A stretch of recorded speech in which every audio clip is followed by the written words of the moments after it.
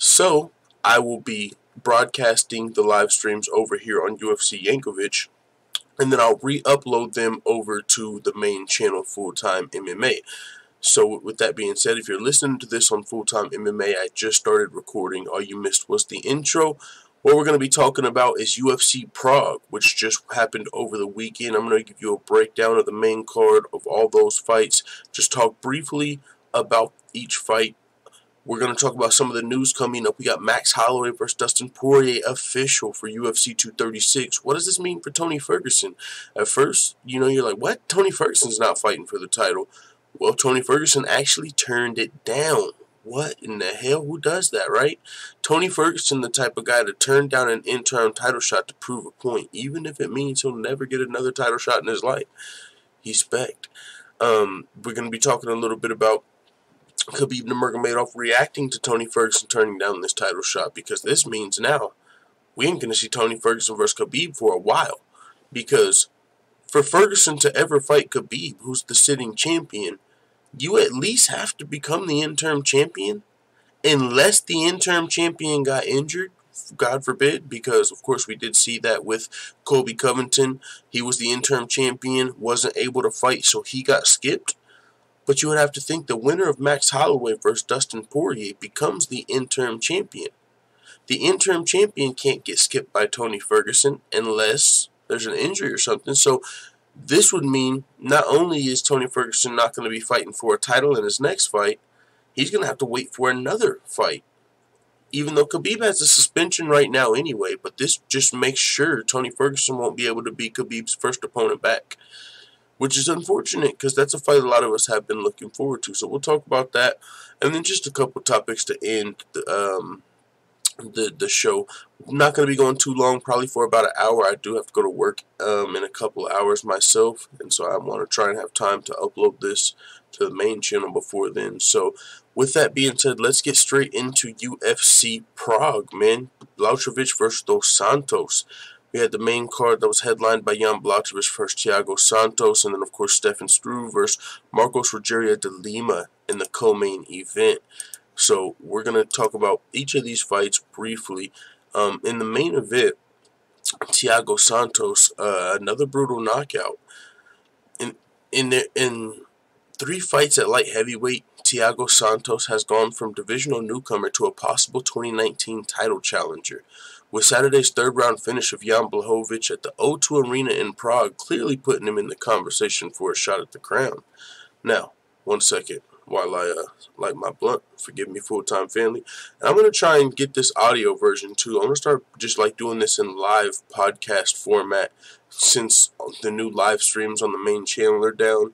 And I don't have as much time to just cover each individual topic. I think I'm just going to do a couple podcasts each week, MMA podcast. So, one second, we'll get right back into this Santos vs. Blachowicz breakdown.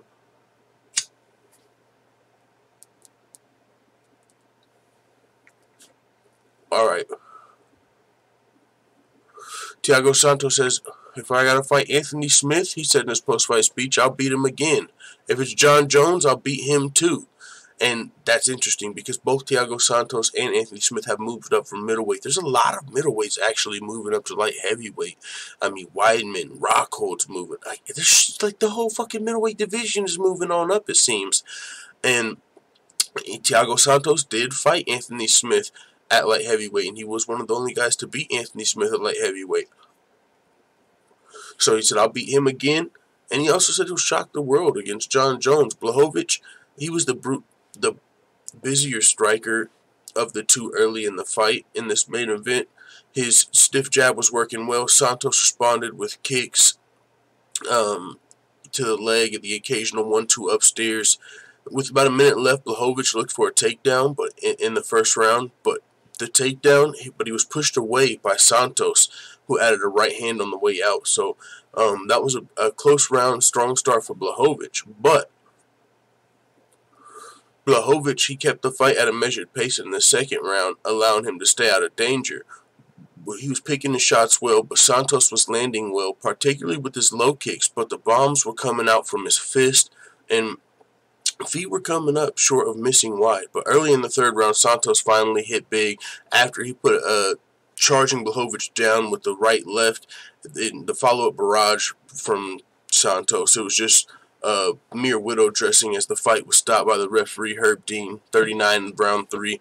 But yeah, Blachowicz, man, that's what he does. He knocks dudes out, and he's just powerful at this division. He hasn't seemed to slow him down at all. He's came up here and went on a tear just like Anthony Smith, so that would be a good fight. But if Jon Jones needs an opponent, this is the thing. Because, you know, Jon Jones is one of those guys who's one of the biggest stars. He could always just be fighting some random all-fast super fight, right? Like, it could be Cormier, it could be Lesnar, it could be anybody. And if that were the case, we might be seeing Santos versus Smith, too, at light heavyweight. And that would be interesting. So, of course, Stefan Struve, much-needed win. It was a come-from-behind win for him. Got the submission, and that is how I thought he could win this fight, via submission. Stefan Struve does have a really strong ground game. That is why I picked him to win this fight. But it was still a comeback win because Stefan Struve has been slacking on his pimping. It's got to be hard being the skyscraper, I would imagine. Not a lot of guys to, I guess, model your fight style after, being that fucking tall. And I would imagine that's leading to some of the struggles Stefan Struve has had. That on top of, you know, there's so much tape on him because he's got so much experience. If a fighter really watches Stefan Struve and puts together, they could probably put together a game plan of his weaknesses with all this experience he's had inside the cage. And so, I don't know, I just think Stefan Struve, being that tall, seems to almost be a disadvantage for him. Because he was on a 4-fight losing streak coming into this fight. He was losing this fight before pulling off the submission, so we'll see where he goes from here. I think he announced possible retirement after this fight, which that wouldn't be the worst idea. This fight here, though, Michael Oleksiejczuk versus Gian Villante, man, I thought Gian Villante was going to get the W. Instead, first round body shot KO, got set down. I'm telling you, man, I looked at the resumes. Gian Villante, I mean, this Michael Oleksiejczuk dude was like a fucking 2-to-1 favorite, and I didn't see it, bro. If you go look at the guys he's fought, he hasn't fought near the competition of Gian Villante. So I thought Gian Villante had a decent chance of winning that fight. First round, sit him down with the body shot, though. We had Liz Carmouche versus Lucy Podolova. Lucy Podolova representing for the Czech Republic. She lost in her hometown, but it was to a really fucking good fighter, Liz Carmouche. She's actually got a win over the current champion, Valentina Shevchenko, even though it was a little controversial. A lot of people, you know, felt like it was an early stoppage, and it was some BS. So, with that being said, she did afterwards say that she got tricked into fighting Valentina the first time or some shit. Like, so there's a little bit of a rivalry there with her and the champion. So that was a big win for Liz Carmouche, as she probably one fight, if not this, she might be fighting for the title next, if she's not one fight away now, for sure. Petr Yan, mother truck. We only were able to do 2 fights on this week's Fight Companion. Also, if you're listening to this, we do still do the Fight Companions, but we're doing them over here on our second channel, UFC Yankovic. So make sure you guys subscribe over here. We'll still be going live and watching the fights, especially for Jon Jones versus Anthony Smith. You know we can't miss that. Tyron Woodley versus Kamaru Usman. That shit is going to be lit. We might have to get some more proper 12 for this card, no lie. But Petr Yan looked amazing versus John Dodson. Just fucking phenomenal. The cardio, the wrestling, the striking, the power. I mean, he got caught a couple times because John Dodson is so quick and he does have some power. But Petr Yan is a monster. He kept coming the whole fight. Like, this dude don't get tired. Like, he's ready for 5 rounds. It's like he prepared for 5 rounds for 3-round John Dodson. And, boy, had John Dodson pretty much on his back foot a lot throughout the fight. I remember watching this one, and John Dodson back to the cage, and Petr Yan was just teeing off on him multiple times, like, yap, yap, yap, like, damn, like, John Dodson's a little fast motherfucker, and Petr Yan was catching him, like, whoo. I'm looking to see what Petr Yan's got coming up, man. Keep your eye on Petr Yan, the real deal. Nobody beats John Dodson like that. Magomed Ankalaev versus Klidson Abreu. Magomed won that fight.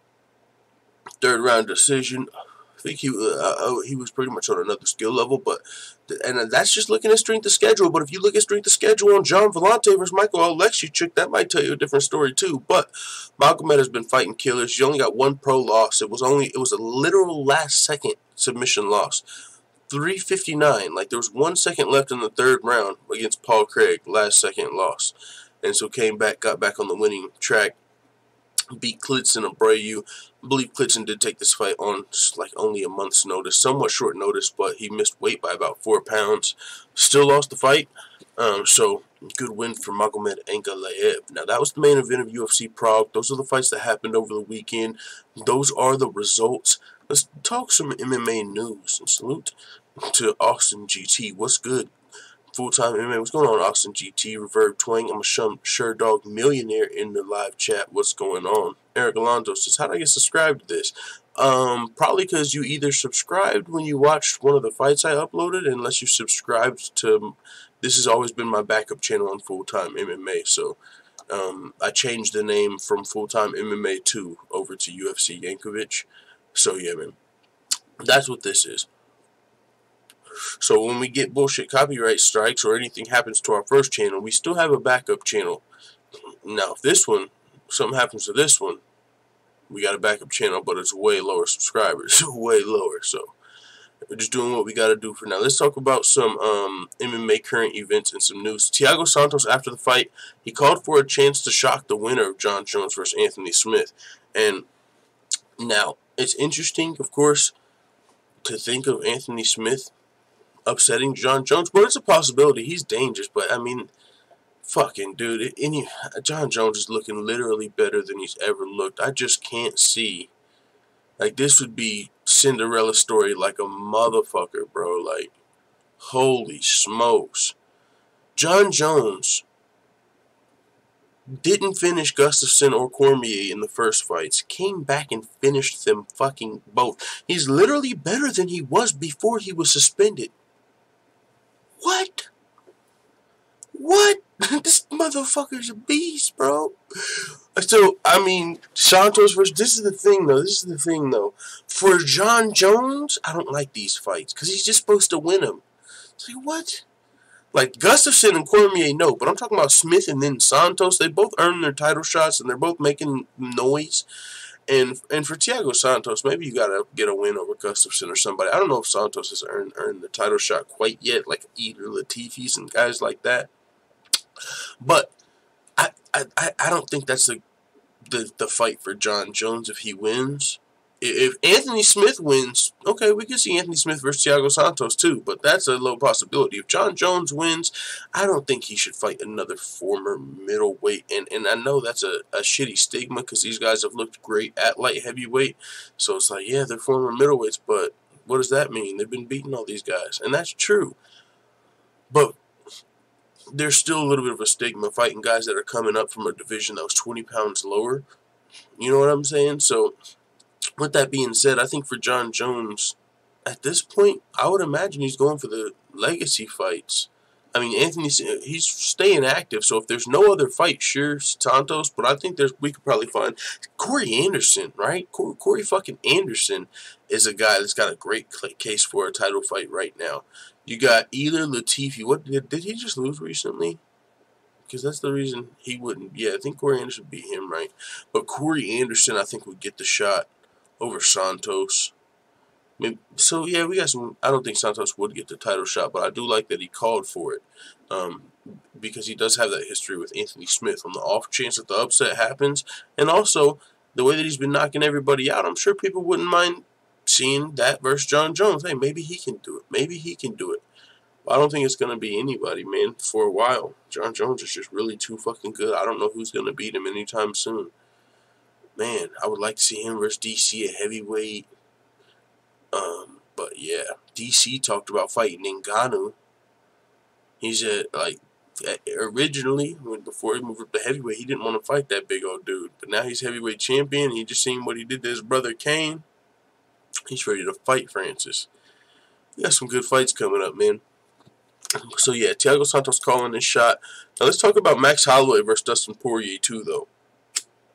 Max Holloway versus Dustin Poirier 2 is scheduled for the interim lightweight title at UFC 236 in the ATL in Atlanta. I don't know how you can pick against Max Holloway. This is the lone motherfucker that broke the Drake curse. That is impressive. That is impressive. The Drizzy curse was real, bro.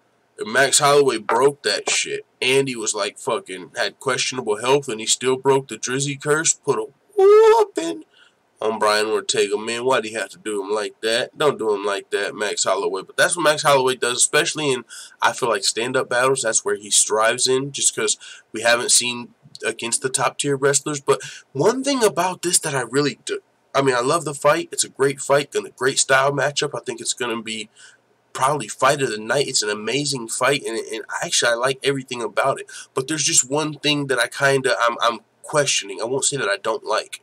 There's one thing that I'm kind of curious about, because it's like, well, from what I've been hearing, like on Chael Sonnen's podcast and stuff like that, and not even just that, if you just think about it, you would think Max Holloway is going to probably get stripped of his featherweight title now. And it's like, so is Max Holloway done with featherweight? He just beat Brian Ortega and looked fucking great. So maybe he doesn't have to get stripped because he just fought Brian Ortega. So maybe they'll let him keep his featherweight belt. I don't want to see Max. That's my thing. I don't want Max Holloway to get stripped. I don't want him to have to vacate the belt. It's like, no, what? He just defended it and looked amazing. He's one of the best featherweights of all time. There's still like a really good fight we all wanted to see. Max Holloway versus Frankie Edgar. There's history to that shit. There's everything. Like we wanted to see that. It was booked. It's for me. It's kind of like Ferguson versus Khabib to an extent. I really wanted to see that fight. It was booked twice. I got my hopes up for Holloway versus Ferguson. No. For that one too. Unfortunately, Ferguson turned it down. Holloway versus Frankie Edgar at featherweight? Can you get some get back for BJ Penn? Come on, like, I really wanted to see that fight. So I don't want to see Max Holloway leaving the featherweight division yet. He's got potential to fight at lightweight, and I'm sure he's got champ aspirations. But I feel like the Frankie Edgar fight is the one fight I wanted to see Max Holloway have before he got out of the division. Maybe he still can in the future. Who knows? Maybe he goes up to fucking lightweight. While he's gone, Frankie Edgar becomes the champion. And he comes back down to get the Woodmark. You know what I'm saying? To get his belt. The featherweight belt back from Frankie. So not only am I coming to get your ass for BJ Penn, I want my belt back. That'd be a good fight. But that's my only thoughts on Max Holloway going to lightweight. I just want at least one more fight. I know Volkanovski's making some noise. I know he wants a title shot soon. Aldo's making some noise again. Aldo, if Holloway leaves, Aldo could fight for a title. We don't want to see Aldo versus Edgar, of course. I was listening to the Parting Shots podcast with James Lynch, and I heard them speaking on that. They were talking about, we've seen that multiple times, Holloway versus Edgar, and the results happened the same twice. So I don't think there's going to be much demand for Holloway versus Edgar 3 with the same results. Not Holloway versus fucking Edgar, bro. My bad. I'm high. I'm talking about Aldo versus Edgar 3. I'm mixing all these names up with all these champions because we got so much shit happening. Featherweight to lightweight to fucking welterweight. Tony Ferguson turning down the title shot. I was just sure he was next. Max Holloway versus Poirier 2 is booked, but Max Holloway's leaving the featherweight division. You got all these contenders on the rise, the Volkanovskis, the Aldos, of course, Frankie Edgar. So a lot of stuff going on right now in MMA, man. But Holloway versus Poirier 2 is going to be going down in UFC 236. So, like I said, though, with that being said, so the fight's booked. Dustin Poirier, he's commenting on Tony Ferguson's absence from the UFC 236 lightweight title fight. He said, I'm not sure how this happened. And keep in mind, Dustin Poirier, he had a little bit of an outburst on social media. Okay, let's go off the timeline here. First, it was reported we were going to have Khabib. He's suspended, right? So we were going to have Ferguson versus Holloway. That fight is fucking bonkers. That fight is insane. So even though Poirier is getting skipped over a little bit there, Poirier was kind of getting shit on in that situation because he earned his title shot as well. I think this division has just been really so log-jammed with Khabib and Conor and stuff. There's been a lot of guys that could fight for the title deservingly. Tony Ferguson, of course, who was the interim champion and got stripped, should be fighting for the title. Dustin Poirier has been fighting the best of the best, could easily be fighting for a title. And so you expect Ferguson versus Poirier.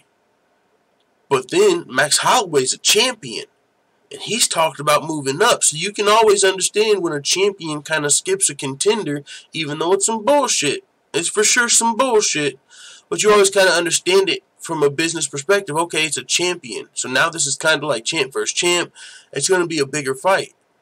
Now, but like I said, it's some bullshit. Because Poirier, who earned a title shot, is now getting skipped over. So this a featherweight champion can step up and take my spot for the interim title. Like, does that even sound attractive? The featherweight champion and the interim lightweight champion? Like, what? You're like a champ and a half a champ. Like, that's a whole new level of champ, but like a lower level. So Poirier getting skipped over there. He went to social media. He was saying like, yo, just release me. He wanted released. He was like, this company, like, I don't even know anymore. Like, he was pissed off because he was getting skipped over. Well, luckily for Poirier in a sense, because now he actually got the title shot. But he was saying, yo, UFC, unless I'm fighting for a title or like Khabib or McGregor or some shit like that, don't even call my phone, because he felt disrespected when he was going to get skipped over. Well, lucky for him, Tony Ferguson turned the fight down, and so they're like, hey, Poirier, we actually got you a title fight. You want to fight Max Holloway? Okay, so he's getting his title shot now. But the only reason he's getting the title shot is because Tony Ferguson turned it down. This is what Poirier had to say. I'm not sure how this happened. I don't know. I don't make the decisions. I don't even know what happened, honestly. These last few months, I've been kept in the dark, really. I've been here 7 weeks now in South Florida at my spot training. Not in a training camp, just preparing for anything, but just learning and staying on the mats. I just felt like something big was coming, and I decided to stay here. Good thing I did, because I got the call for this one. Originally, they wanted Max and Tony. Then they called me. They didn't really have a whole lot of plans, but last minute they tried to put together Max versus Tony. Then they called and said, if for some reason Max falls out or doesn't take it, you're going to fight Tony for the interim. If for some reason Tony doesn't make it, then you're going to fight Max for the interim. He said Tony apparently didn't think it was right or the right fight at the right time, or he had something going on. I don't know his exact story. I'm trying to figure out why we couldn't make the date. But honestly, I don't care. I hope everything is good for him and his family. I hope he's healthy, but this is my opportunity. He said, this means everything to me. When I get that belt wrapped around my waist, it solidifies. Well, in this day and age, you never know. It could solidify that I'm going to unify the belt with Khabib in the next fight. It says I'm the next best in the world. But I still have a lot more work to do. After that, it's not done yet. It helps me move forward in my career where I want to go. So Poirier reacting to getting the title shot from Tony Ferguson, just like, hey, I don't know how we got here, but I answered the bell. If I win, it's going to get me a title shot. But it's so crazy because it's this lightweight interim title. We've still got possibly McGregor versus Cerrone, or just McGregor in the balance. Like, we've seen the interim champion not get the title fight in this division. I don't know. It's this lightweight division. It's really just crazy right now, man. But Dustin Poirier's got the title shot now. And it's still a good fight. But man, as good of a fight Poirier versus Ferguson is, Poirier versus Holloway 2, the rematch, it's a great fight. It's an amazing fight. Holloway versus Ferguson. Ferguson versus Khabib. Like, I just feel like we need some El Cucuy in this equation. So, hopefully, I don't know who the fuck is Tony Ferguson going to fight at this point, by the way. You got to think, turning this fight down, you're not a young stud, like some young future title challenger, right? Tony Ferguson's like 34 years old. So, turning this fight down, we know now you also don't get the next title shot when Khabib comes back, because you're not going to be fighting for the interim title, even though it's bullshit if you're Tony Ferguson, because you already won the interim title. You got stripped of it. So what does he look like fighting for a second interim title? Now, to be fair, if you are Tony Ferguson and they're going to pay you like a champion, you gotta say yes. I mean, yeah, you know there's politics in the game. Everyone knows that by now. Are you gonna get a title shot? Who fucking knows, bro? All you can do is keep fighting for that interim title because, for one, yeah, it might seem like bullshit, but to our knowledge as fans, when you're fighting for an interim title, you get paid as you're fighting for a title for that fight. You can even get pay-per-view points. If you're the title fight on the card, you're going to get something for fighting for the interim belt, an incentive, some sort of championship pay. So if you need the money, maybe Tony Ferguson don't need the money. But put the belt aside, put the interim belt aside, I would imagine you would get paid more to fight for the belt. So turning this down, now not only are you getting this championship pay, you know you're not getting the next title shot. So it's just, but hey, he's saying fuck it. Maybe it's principle with Tony Ferguson. It ain't about the money. He don't seem like a dude that needs, he don't buy fucking fur coats and fancy cars and all that shit. He be out in Big Bear in the woods and shit. So fuck it. Maybe it's about the principle and not the money for Tony Ferguson. So that could be part of his decision. But Khabib, he's, coming out to Tony Ferguson and saying, this is your fault for missing out on the title shot. He posted to Instagram. He said, I want to remind you guys, before I became the champion, I was close to the fight 3 times, and all 3 times I missed my opportunity. First was in July 2016 when I was offered the fight in Ramadan, a month I turned it down. Second was UFC 205 when I was offered the title fight. Bout agreement signed, but my title was given away. You know the story. Third time by UFC 209, I was hospitalized and almost died. But after every single fail where I said, you missed your chance to earn a shot with one more victory. Tony, you had your chance and you missed it. That's your fault only. You know that I'm disqualified and can't fight, but it's not fair to strip me of the title. I fought 3 times in 9 months and I won and defended my belt. So Tony Ferguson sounds like he wanted Khabib stripped. He don't want to fight for no fucking second interim title. Let me fight for the real title, and when Khabib comes back, he can fight me. Tony Ferguson don't want to fight for a second interim title. I get it, man. He said, as a fighter, you deserve a title fight. You are a great fighter and opponent, but now you have to fight or wait for my DQ to be over and fight. The UFC doesn't want it. I don't understand your offenses. If you fell down, you got to get up, not complain. So he's sending a message to Ferguson like, bro, this is your fault turning down this fight, but I ain't getting stripped. At the same time, he ain't getting stripped. But this is my thing, right? Because Khabib's got a 9-month suspension. He can shorten it by 3 months if he comes back and does his community service, which he's not wanting to do. I'm not coming back since I suspended my boys for a year. I'm not going to do it. So he's choosing to ride out his full 9 months. So now if you're Tony Ferguson, you fight for the interim title, and then wait 7 months for a fight that's been booked 5 times or 4 times. That would be the 5th time. Never came through. You're still only the interim champion, and God forbid if anything happens. Seriously, think about it if you're Tony Ferguson. You win the interim title, now you gotta wait 5 more months for Khabib while he sits out and proves a point because he don't want to do a damn community service. He don't want to shorten his sentence by 3 months. So now I gotta wait 5 months to fight Khabib, and we know if anything happens in that time, Tony Ferguson, he's going to have to be, he can't get injured. He'll get stripped.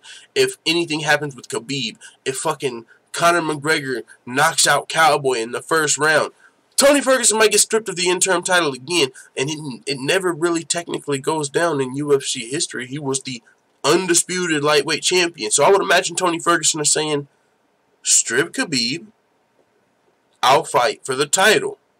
If you guys won't strip Khabib, I don't want to fight for another interim title.